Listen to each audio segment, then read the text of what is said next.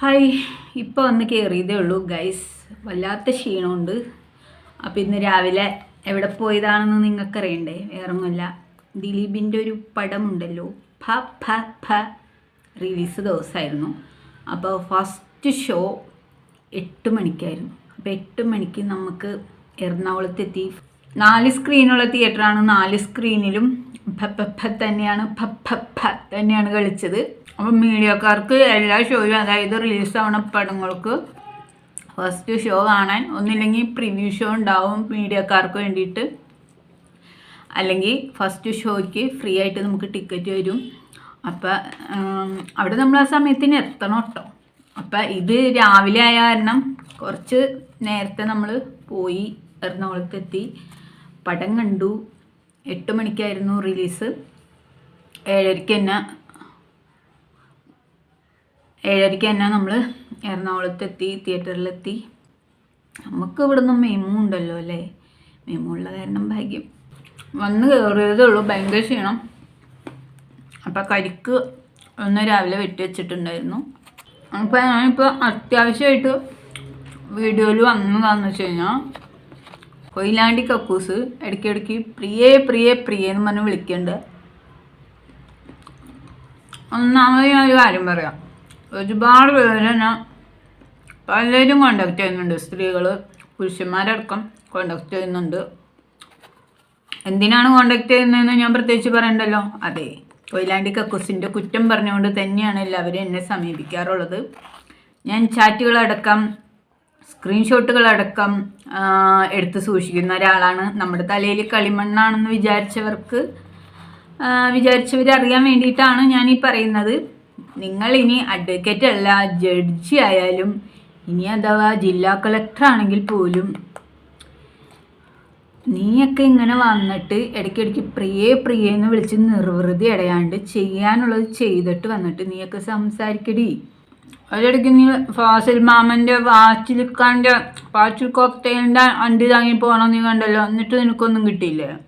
ഈ രണ്ടും കെട്ട പണിയെടുക്കുന്ന ചില ശിഖണ്ഡി ജന്മങ്ങളുണ്ട്. അത്തരത്തിലൊരുത്തിയാണ് അപ്പം അവള് ഇന്നോളം ചെയ്ത ചാറ്റുകളും വോയിസ് റെക്കോർഡുകളും സഹിതം എൻ്റെ കയ്യിലുണ്ട്. അപ്പം ധൈര്യമായിട്ട് നീങ്ങിക്കോ. അതൊന്ന് പറയാൻ വേണ്ടിയിട്ടാണ് ഇപ്പം വന്നത്.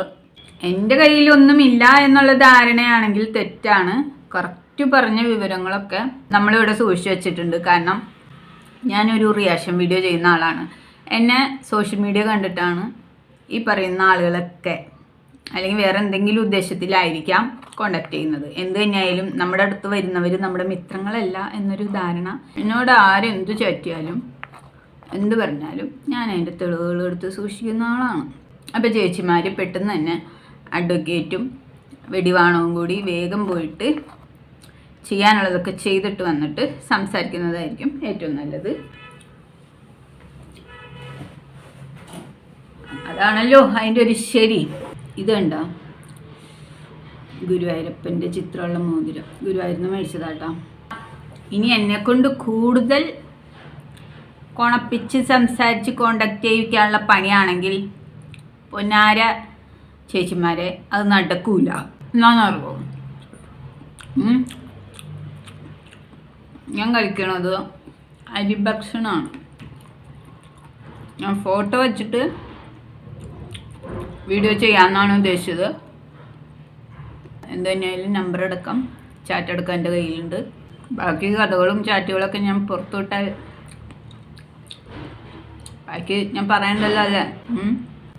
അവൻ എന്തുദ്ദേശത്തിലാണെങ്കിലും നമുക്കതിൽ കാര്യമില്ല, നമുക്ക് അവിടെ നിൽക്കേണ്ട കാര്യമില്ല.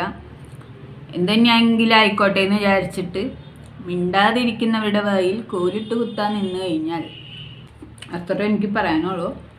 അപ്പം ഇവിടെ കോണ്ടാക്ട് ചെയ്തതുള്ള എനിക്ക് തോന്നിയ കാര്യങ്ങൾ ഞാൻ പറയാം. എന്നെക്കൊണ്ട് രണ്ടാമത് ഇനി സംസാരിപ്പിക്കാനാണ് നിങ്ങളുടെ ഉദ്ദേശമെങ്കിൽ നടക്കില്ല. അങ്ങനെ ഇനിയും കോണ്ടാക്ട് ചെയ്യാൻ ഞാനൊരു പമ്പര വിദ്യയല്ല. ഫോട്ടോ ഇറക്കാൻ എൻ്റെ കയ്യിലുണ്ട്, ഞാൻ ഇപ്പം വെക്കുന്നില്ല. അത്യാവശ്യമാണെങ്കിൽ ചാറ്റ് എടുക്കാം, ഫോട്ടോ എടുക്കാൻ വെച്ച് ഞാൻ വീഡിയോ ചെയ്യും. അപ്പോൾ മോളുടെ കളി മോൾ ഒറ്റയ്ക്ക് കളിക്കുക. ആ കളിയിൽ ചേച്ചീനെ പെടുത്താൻ നോക്കിക്കഴിഞ്ഞാൽ നടപടിയാവണ കേസല്ല. ചേച്ചിക്ക് അങ്ങനെ താല്പര്യവുമില്ല. ഞാൻ കളിക്കുമ്പോൾ ഞാൻ ഒറ്റയ്ക്ക് കളിക്കുക. എനിക്ക് അതിൻ്റെ ഇടയിൽ നിന്ന് കളിക്കാൻ ആൾക്കാരെ വേണ്ട. നിങ്ങളൊന്ന് ഇടയിൽ നിന്ന് കളിക്കണത് നമുക്കൊന്നും മനസ്സിലാവില്ല എന്നുള്ള ധാരണ ഉണ്ടെങ്കിൽ ചുമ്മാതാ. മനസ്സിലായില്ലേ? അപ്പം അങ്ങനത്തെ ഒരു കളിയിൽ താല്പര്യമില്ല. മനസ്സിലായില്ലേ? അപ്പം മക്കൾക്ക് എന്തെങ്കിലും ചെയ്യാനുണ്ടെങ്കിൽ പെട്ടെന്നാവട്ടെ എന്നാണ് എനിക്ക് പറയാനുള്ളത്. ഇടയിൽ നിന്ന് കളിക്കാൻ ഒരു കളിക്കാരി, ഒരു ഗോൾ കീപ്പറിൻ്റെ ആവശ്യം എനിക്ക്. എൻ്റെ പരിപാടിയൊക്കെ ഡയറക്റ്റാണ്. വൃത്തികെട്ട കളി കളിച്ച് ഞാൻ ശീലിച്ചിട്ടില്ല. അങ്ങനെ നിൽക്കില്ല. പ്രിയ അതൊക്കെ വിശ്വസിക്കുമെന്ന് കരുതിയിട്ട് നീ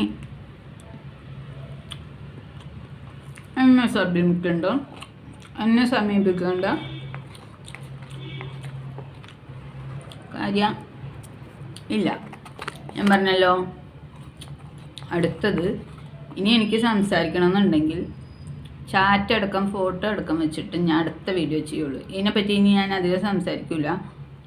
അടുത്ത വീഡിയോ സംസാരിക്കാൻ നിൽക്കില്ല. മനസ്സിലായില്ലേ? എൻ്റെ ഒന്നും എലിവാണം ഇങ്ങോട്ട് നീ കത്തിച്ചയക്കാൻ നോക്കണ്ട. രണ്ടിനോടും കൂടിയാണ് പറയുന്നത്. മനസ്സിലായില്ലേ? ഇതല്ല, ഇതിൻ്റെ അപ്പുറത്ത് കണ്ടിട്ടുണ്ട്. എന്നെ ഒന്നും കുഴിച്ചടിക്കാൻ നീയല്ല, നിൻ്റെ തന്തപ്പടി വിചാരിച്ചാലും, നീ തന്തയുടെ തന്ത വിചാരിച്ചാലും നടക്കൂലടി. ഏന്ത്യാനിച്ചുകളെ, ഊളച്ചുകളെ എന്ന് മാത്രമേ എനിക്ക് പറയാനുള്ളൂ. 2 വെടികൾക്കും എൻ്റെ നമോവാക്ക്. പിന്നെ ഒരു വെടി മറ്റൊരു വെടിയുടെ കൂടെ കൂടിയേക്കുന്നതിൻ്റെ ഉദ്ദേശശുദ്ധി മറ്റേ വെടി മനസ്സിലാക്കുന്നത് നല്ലതാണ്. നീ അഥവാ എന്തു തന്നെയായാലും വെടികൾക്ക് നല്ലത് വരട്ടെ എന്ന് പറഞ്ഞുകൊണ്ട് പ്രിയ ചേച്ചി നിർത്തുവാണ് കേട്ടോ. അടുത്ത വീഡിയോയിൽ സന്ധിക്കും വരെ വണക്കം.